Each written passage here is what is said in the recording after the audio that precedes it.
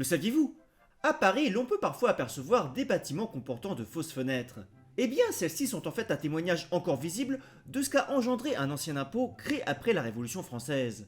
L'impôt sur les portes et fenêtres. Créé en 1798 par le ministre des Finances du Directoire, Dominique Ramel, l'idée derrière cet impôt était de taxer les signes extérieurs de richesse. La logique étant que plus tu avais de fenêtres et de portes, plus tu avais par conséquence de grands murs et donc de grandes propriétés.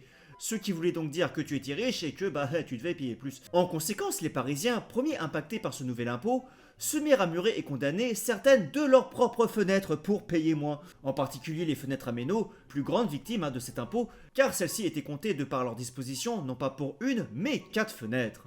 En revanche, Dominique Ramel ne fut pas le premier à avoir eu l'idée de cet impôt, puisque l'un des premiers du genre remonte à Jules César, avec des impôts sur les portes, l'ostarium, et les colonnes, le columnarium. D'autres nations aussi au cours de l'histoire eurent recours à des impôts similaires, avec par exemple en Angleterre l'impôt sur les fenêtres mis en place par Guillaume III en 1696. Un impôt qui là-bas eut d'ailleurs de graves conséquences sur les populations les plus pauvres, en particulier à Londres, où celles-ci vivant dans des bâtiments sans fenêtres et lumière naturelle, connurent de graves carences en vitamine D, un manque qui donna naissance à ce que l'on appela la maladie anglaise, en réalité le rachitisme. Impôt devenu impopulaire, il ne sera plus prélevé après 1851.